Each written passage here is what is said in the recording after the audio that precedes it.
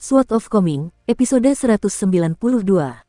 Untuk melihat video selengkapnya, sahabat bisa kunjungi playlist yang telah Sabta Novel sediakan. Yuk mari, kita berimajinasi bersama dan masuk ke alur ceritanya.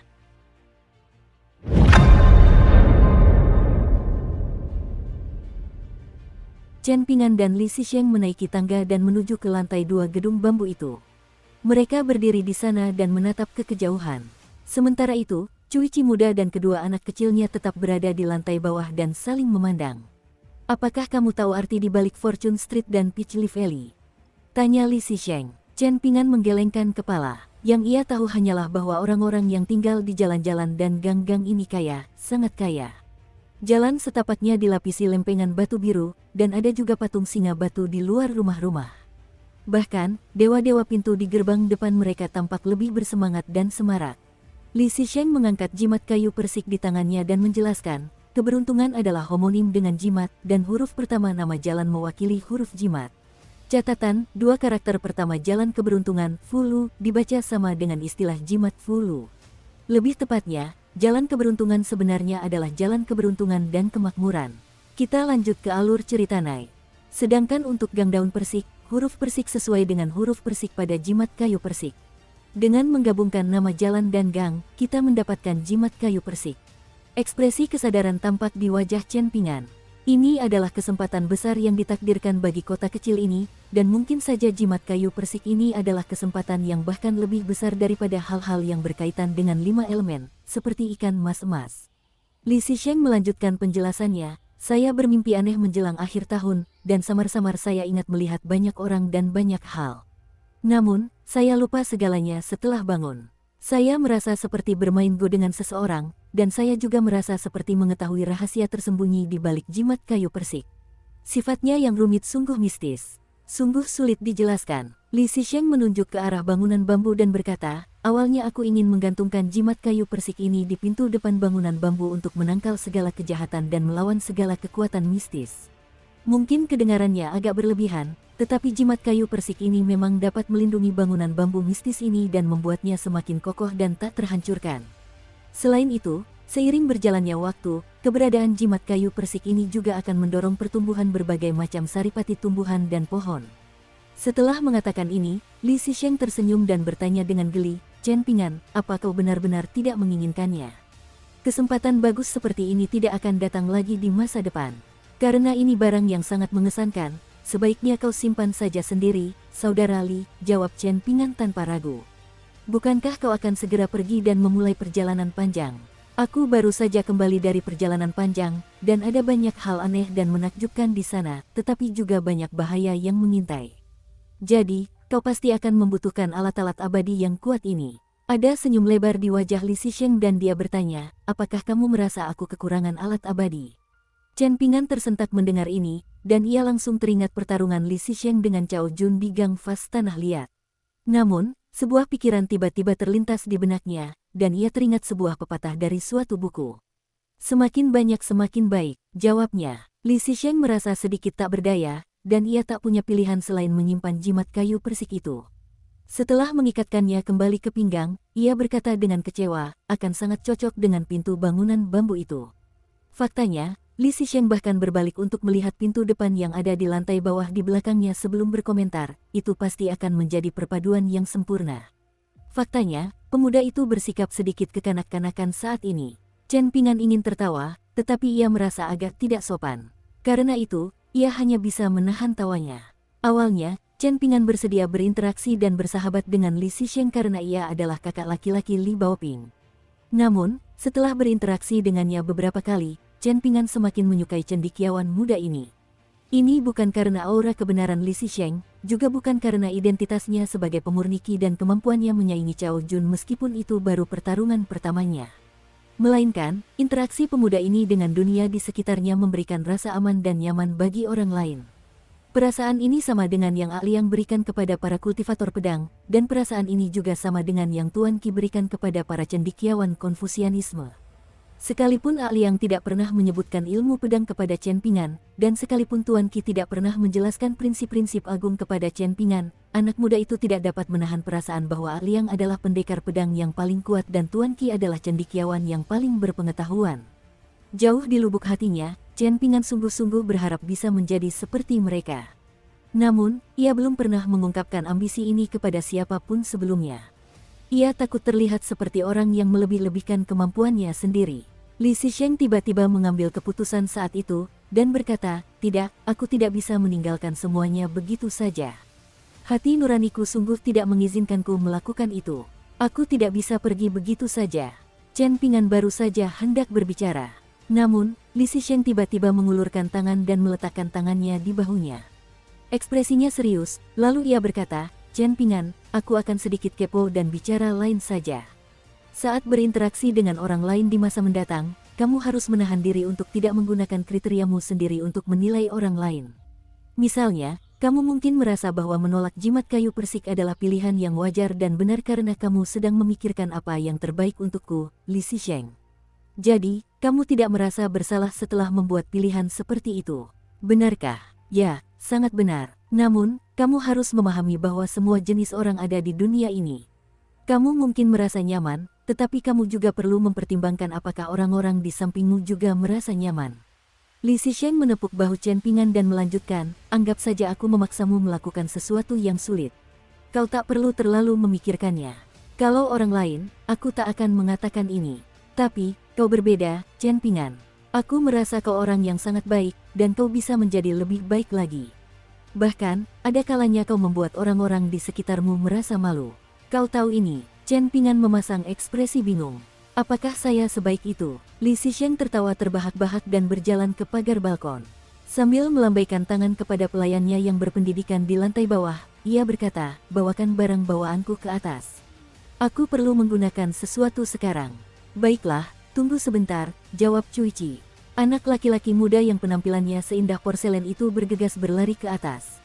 Ia dengan cekatan mengangkat tas koper dari bahunya, dan tas itu ternyata berisi kotak 100 harta karun, sesuatu yang wajib dibawa para cendekiawan saat bepergian. Di dalam kotak ini terdapat seperangkat kuas kaligrafi, tinta, kertas, dan batu tinta. Semua barang itu cukup tua, dan tampaknya juga tidak terlalu mahal. Li Zisheng mengambil sebuah kuas kaligrafi, dan kuas itu agak kecil dan lincah, seolah-olah khusus untuk menulis aksara biasa yang ringkas dan aksara resmi. Karakter, penusuk angin dan salju, terukir di bagian atas batang kuas yang terbuat dari bambu. Namun, setelah diwariskan turun-temurun dan bertahan selama bertahun-tahun, kuas itu kini memancarkan cahaya merah lembut. Yang lebih aneh lagi, ujung kuas yang keras berwarna keemasan samar dan seluruh penusuk tajam. Catatan, ujung yang terbuat dari bulu binatang yang lebih kaku untuk memudahkan penulisan skrip tertentu. Kita lanjut ke alur ceritanya. Chen Ping'an menggeser tubuhnya setelah Li Zisheng mengambil kuas itu, dan dia menemukan bahwa ada beberapa karakter yang sangat kecil dan hampir tidak terlihat terukir di bagian bawah batang bambu. Menulis seolah-olah dibantu oleh para dewa.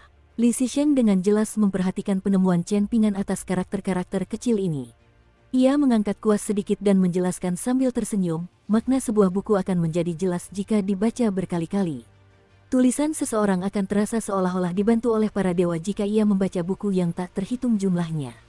Pepatah serupa juga berlaku untuk seni bela diri, jika roh tidak datang, pukulan tidak akan berhasil." Ini terdengar sangat samar dan tak berarti, tetapi sebenarnya tidak demikian. Inti dari ungkapan dan pepatah ini adalah gagasan tentang ketekunan dan kerja keras.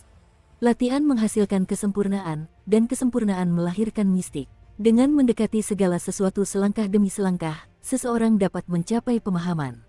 Setelah memahami satu prinsip, seseorang dapat memahami dan menguasai semua prinsip. Cui Qi tiba-tiba mencapai pencerahan saat itu, dan seolah-olah ia telah menangkap benih prinsip yang mendalam. Ia menggaruk telinganya dan menggaruk pipinya, dan ia tampak sangat tidak sabar dan cemas. Di dekatnya, gadis kecil berbaju merah muda yang telah membaca banyak buku sejak kecil menjadi linglung dan bingung.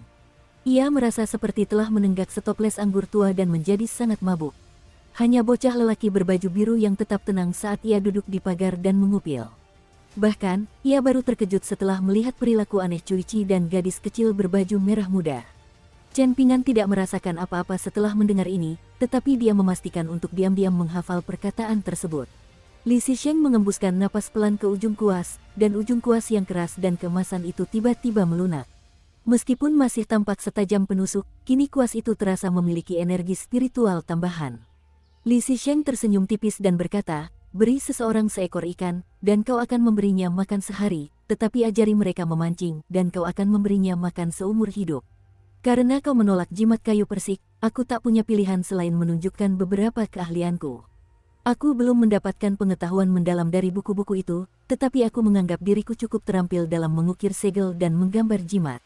Hari ini, saya akan menulis karakter dan menggambar jimat pada bilah-bilah bambu bangunan bambu ini. Tenang saja, karakter dan jimat ini tidak akan terlihat oleh mata telanjang setelah saya selesai." Dengan kata lain, mereka tidak akan memengaruhi estetika bangunan bambu ini. Namun, karakter dan jimat ini mungkin akan menciptakan fenomena tertentu di masa mendatang, tetapi Anda tidak perlu terkejut saat itu. Tujuan utama hari ini adalah mengajari kalian cara menggambar jimat, dan saya hanya akan berhenti ketika kalian merasa sudah memahami sebagian prosesnya. Jangan khawatir, saya akan memastikan untuk menulis dan menggambar dengan perlahan. Kalian juga bisa melakukannya dengan perlahan. Wajah Chen Pingan sedikit memerah karena malu, lalu berkata, "Saudara Li, saya agak lambat dan bodoh, jadi tolong persiapkan diri Anda secara mental." Li Zisheng perlahan bergeser, dan seolah-olah ia sedang menghadapi dinding kosong saat ia menghadapi bangunan bambu itu. Dengan satu tangan di belakang punggungnya dan tangan lainnya memegang kuas kaligrafi, ia mencari tempat untuk membuat tanda pertama. Jika memperlakukan orang lain dengan baik itu bodoh, dan jika tekun dan ulet itu bodoh, maka ini melambangkan masalah dunia. "Chen Pingan, kuharap kau bisa mempertahankan apa yang disebut kebodohan ini," kata Li Zisheng sambil tersenyum tipis. Chen Pingan menggaruk kepalanya. Karena hubungannya dengan Pak Tua Yao, ia terbiasa dimarahi sejak kecil. Di saat yang sama, ia juga terbiasa menyaksikan betapa menarik dan indahnya kehidupan orang lain. Karena itu, ia belum sepenuhnya terbiasa dengan pujian Li Zisheng hari ini. Li Zisheng merenung sejenak sebelum berbalik dan berkata, "Dalam hal menggambar jimat, cabang jimat Taoisme selalu menjadi yang terdepan. Namun, ketika kita menggambar jimat, sebenarnya kita tidak perlu terlalu terikat pada cabang dan prinsip Taoisme. Prinsip-prinsip utama dunia pada akhirnya tercermin melalui transformasi materi yang membusuk menjadi materi mistis. Ini seperti cara Anda berlatih teknik tinju." Li Zisheng tersenyum penuh arti dan melanjutkan, "Itu sangat indah.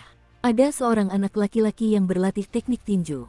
Di mana ada gunung, ia akan menatap gunung, di mana ada air, ia akan mendengarkan air." Li Zisheng merasa tidak ada apapun di dunia ini yang lebih puitis daripada gambar ini. Ia menggelengkan kepalanya pelan sebelum menahan napas dan memusatkan perhatian. Ekspresinya serius saat menjelaskan, "Saat menggambar jimat, kita perlu kertas jimat. Kertas jimat bisa apa saja, tetapi kita harus mulai dari dasar dan mengerjakannya selangkah demi selangkah. Penting bagi kita untuk mulai dengan kertas terlebih dahulu.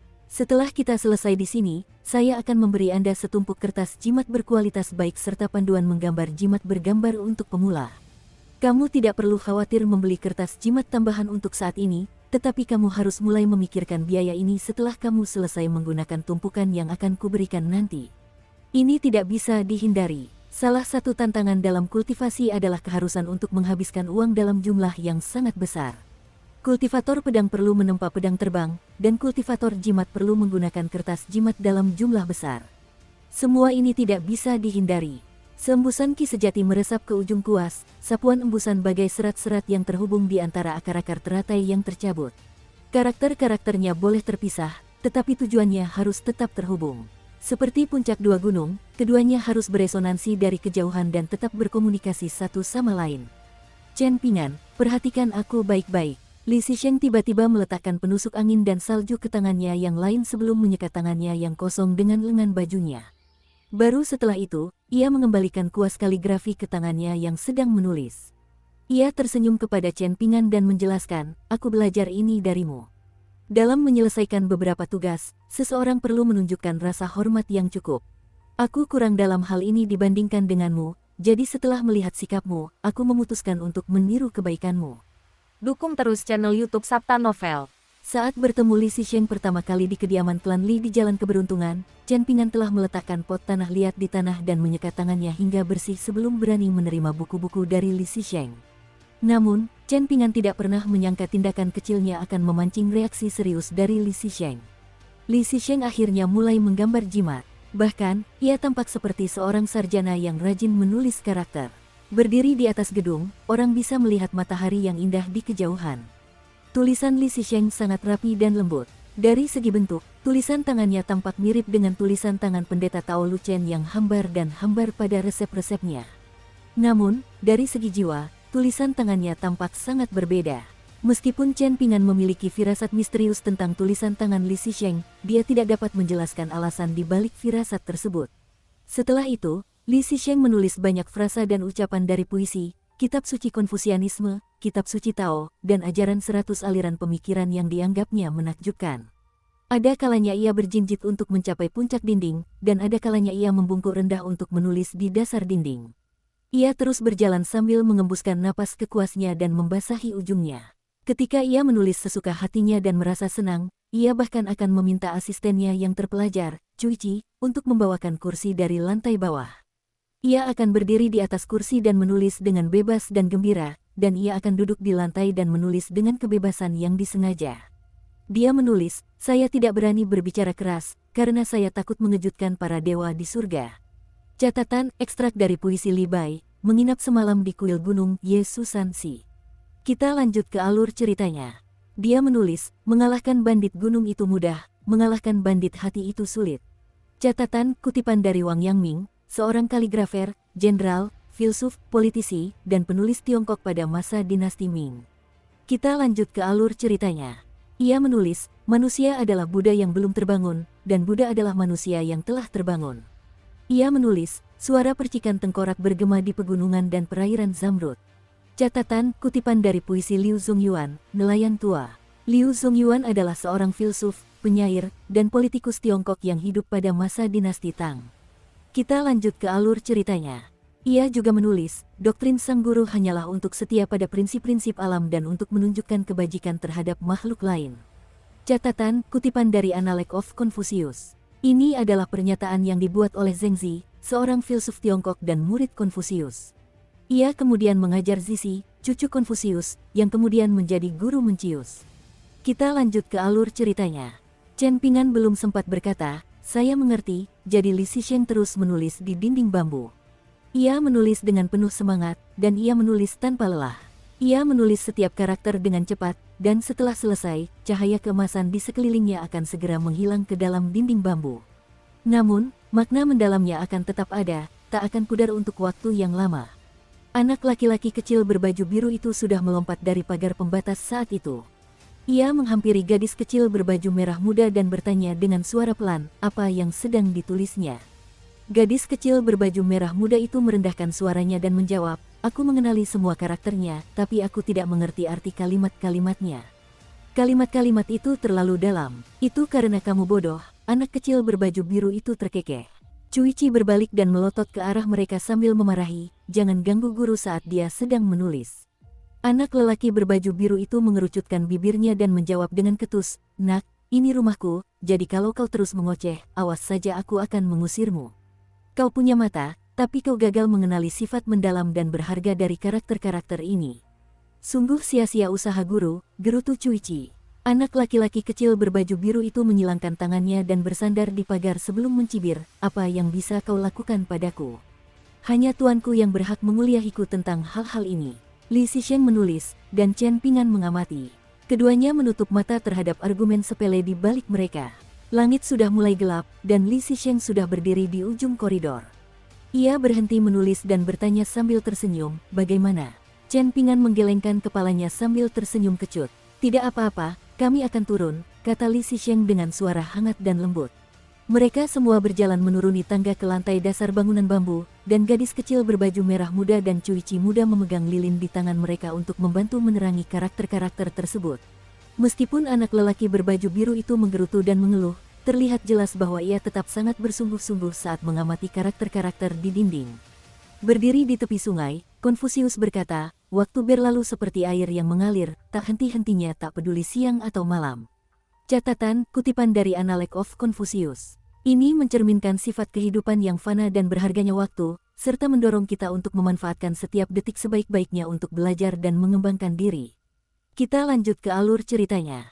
Hari ini adalah refleksi dari hal ini. Tangan Cuici tiba-tiba bergetar hebat. Ternyata, lilin di tangannya sudah mencapai dasar dan membakar jari-jarinya. Anak laki-laki muda yang tampan itu diam-diam menggantinya dengan lilin baru. Ketika Li Zisheng menulis karakter, membakar jimat dan menghancurkan segel, Chen Ping'an tiba-tiba berseru, "Tunggu." Li Zisheng berhenti menulis. Berbalik menatap anak laki-laki itu, ia tertawa terbahak-bahak dan berkata, "Benar sekali." Cendekiawan Konfusianisme itu sedikit pucat, dan wajahnya juga dipenuhi kelelahan. Namun, ia masih penuh semangat dan energi. Ia menarik napas dalam-dalam dan meregangkan punggungnya sebelum menyerahkan kuas kaligrafi kepada anak laki-laki itu. "Chen Ping'an, penusuk angin dan salju ini adalah hadiahku untukmu. Aku yakin kau tidak akan mempermalukannya." Baru pada saat inilah Chen Ping'an teringat masalah terbesar dalam situasi ini. "Saya tidak bisa menjadi pemurniki, tetapi menggambar jimat mengharuskan seseorang menggunakan energi spiritualnya. Kalau begitu, bagaimana caranya saya menggambar jimat?" Li Zisheng tersenyum dan menjelaskan perlahan, "Sebentar lagi saya akan memberikan panduan bergambar untuk menggambar jimat, dan panduan ini berisi berbagai jenis jimat. Namun, kualitas jimat-jimat ini tidak akan terlalu tinggi, sehingga kebutuhan energi spiritual seseorang juga tidak akan terlalu tinggi. Meskipun demikian, akan ada persyaratan tertentu terkait titik akupuntur yang sesuai. Dengan mempelajari cara menggambar jimat, pada dasarnya Anda sedang menempuh jalur kultivasi seni bela diri yang tidak konvensional. Seniman bela diri juga memiliki ki sejati, meskipun ini merupakan kebalikan dari teknik penyaluran ki yang dimiliki para pemurniki. Karena itu, setiap jimat yang Anda gambar akan terasa seperti sedang menjalani ujian. Ini akan seperti pertarungan di medan perang di mana pihak yang lebih berani akan menang. Jadi, kau harus menyelesaikan penggambaran jimat secepat mungkin dengan ki yang paling stabil. Jika tidak, kau akan gagal menyelesaikan jimat meskipun hanya sedikit meleset. Selama kau mau bertahan, bahkan tetesan air pun dapat menembus batu." Penggambaran jimat tak lagi terbatas hanya pada jimat. Di saat yang sama, kau juga akan menempa fisik dan melatih jiwamu. Setelah menerima kuas itu, Chen Ping'an mengangguk dan menjawab, "Saya mengerti." Saat itu sudah larut malam. Li Zisheng berbalik dan menatap ke seberang pegunungan. Setelah perpisahan ini, ia tak menyuarakan sisa pikirannya, dan malah menepis perasaan melankolis itu sebelum terkekeh. "Aku selalu ingin melihat dunia luar, dan ini hanya sedikit mempercepat rencanaku." Lumayan. Setelah itu, Li Zisheng tidak memilih untuk bermalam di gunung tertindas, melainkan turun bersama Cuici di tengah kegelapan malam. Bahkan, cendekiawan muda itu menolak untuk membiarkan Chen Ping'an mengantarnya ke kaki gunung. Chen Ping'an merasakan kehilangan dan putus asa saat berdiri di luar gedung bambu. Anak laki-laki kecil berbaju biru itu menyeringai dan berkomentar, "Guru, orang ini cukup baik. Dia tidak hanya kuat, tetapi juga jujur dan setia. Aku menyukainya. Dia berhak menjadi saudaraku. Kamu mungkin bersedia, tapi apakah dia bersedia?" tanya Chen Ping'an sambil mendengus. Ada ekspresi percaya diri di wajah anak laki-laki itu, dan ia menjawab dengan suara bangga, "Adakah di dunia ini yang akan menolak tawaran untuk menjadi saudaraku? Apa mereka bodoh atau apa? Aku tidak tahu apakah orang lain bodoh atau tidak, tapi aku tahu betul apakah kamu bodoh atau tidak." Chen Ping'an terkekeh. Anak lelaki berbaju biru itu tertawa terbahak-bahak dan berseru dengan suara penuh kepuasan, "Aku memang cerdas secara alami." Ada secercah rasa iba di mata gadis kecil bergaun merah muda itu saat ia menatap temannya yang berdiri di sampingnya. Dulu, ia selalu merasa pria itu tegas, kejam, dan tanpa ampun. Namun, kini ia tiba-tiba merasa pria itu sebenarnya cukup lambat dan bodoh. Anak laki-laki kecil berbaju biru itu memiliki indera tajam, dan ia segera menyadari tatapan kasihan di mata gadis kecil itu. "Gadis bodoh, apa kau tidak mau menerima ini? Kalau begitu, ayo kita bertarung satu lawan satu." Gadis kecil berbaju merah muda bersembunyi di belakang Chen Ping'an. Ternyata, dia tidak bodoh. Cahaya bulan redup, dan Li Zisheng perlahan menuruni gunung tertindas bersama Cuici muda. Setelah meninggalkan gunung, ia membungkuk di tepi sungai dan meneguk air di tangannya untuk membasuh muka dan menyegarkan pikirannya. Lagi pula, berkonsentrasi begitu lama untuk menulis setiap goresan membutuhkan upaya mental yang luar biasa. Li Zisheng mendongak dan melihat seorang lelaki tua berdiri di seberang sungai, menghisap rokoknya dalam-dalam. Dia berdiri dan membungkuk memberi salam, sambil berkata, "Li Zisheng memberi hormat kepada Tuan Yang." Orang tua itu dengan tenang menoleh ke samping untuk menghindari busur sang cendekiawan muda. Setelah Li Zisheng menegakkan punggungnya, Pak Tua yang akhirnya berkata, aku ingin kau melakukan ramalan untuk Chen Ping'an. Apakah itu mungkin? Tentu saja, jawab Li Zisheng sambil mengangguk. Ia sama sekali tidak ragu. Mehem, aku pasti akan membalas budimu nanti, kata Pak Tua Yang. Li Zisheng tidak berkomentar mengenai hal ini, dan ia langsung menyatakan, jalan lurus menyusuri Dao Agung, melewati gunung-gunung dan menyeberangi sungai-sungai di sepanjang jalan. Sebaiknya ia memulai perjalanan jauh sesegera mungkin, dan di selatanlah letak manfaatnya. Aku percaya padamu, kata Pak Tua Yang sambil tersenyum. Li Zisheng agak bingung, tetapi dia tidak menanyakan hal ini kepada orang tua itu.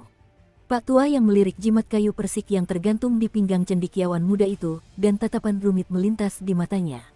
Sosoknya pun lenyap bagai kepulan asap. Ternyata, lelaki tua itu hanyalah gumpalan asap ungu. Cendekiawan muda dan pengiringnya yang terpelajar itu meneruskan perjalanan mereka. Guru, bisakah Anda membawa saya bersama Anda jika Anda melakukan perjalanan jauh? Tanya Cuici. Tentu saja, jawab Li Zisheng sambil tersenyum. Hah, anak laki-laki itu sangat terkejut. Cuici awalnya berpikir akan sangat sulit meyakinkan gurunya untuk mengajaknya. Namun, ternyata semudah itu. Ini karena seseorang ingin kau mengikutiku. Aku sendiri juga tidak merasa ini hal yang buruk, jelas Li Zisheng lembut. Anak laki-laki itu terdiam cukup lama. Kepalanya tertunduk, dan ia sedikit tertunduk ketika bertanya, Guru, aku ingin tahu dari mana asalku. Li Zisheng menghela napas dan menjawab, itu pertanyaan yang sulit dijawab. Bagaimana kalau kamu pikirkan dulu kemana kamu ingin pergi? Cuici tiba-tiba merasa senang, dan berkata, kemana lagi aku bisa pergi? Aku akan mengikuti guru kemanapun guru pergi. Li Zisheng tersenyum dan tetap diam. Bulan bersinar terang dan bintang-bintang menipis, terasa segar dan bersemangat kembali. Setelah bertemu dengan orang yang ada dalam pikiran, dunia kembali indah. Cuici dapat dengan jelas merasakan suasana hati gurunya saat ini, dan ia pun merasa bahagia seperti gurunya. Langkah kakinya terasa ringan dan riang saat ia menyusuri jalan setapak pegunungan. Dalam satu malam yang singkat, Downtrodden Mountain perlahan-lahan hancur lebih dari 3 meter ke dalam tanah. Selama waktu ini, Weibo telah berdiri di suatu gunung di dekatnya dan mengamati gunung tertindas yang perlahan tenggelam sedikit demi sedikit. Ternyata, karakter-karakter yang benar-benar hebat di dunia ini sebenarnya sehebat ini. Weibo tersenyum dan berkomentar, mengesankan, sungguh mengesankan. Bahkan aku sedikit penasaran siapa dirimu sebenarnya, Li Zisheng. Apakah benar-benar tidak ada hubungan antara dirimu dan pohon model klan Chen?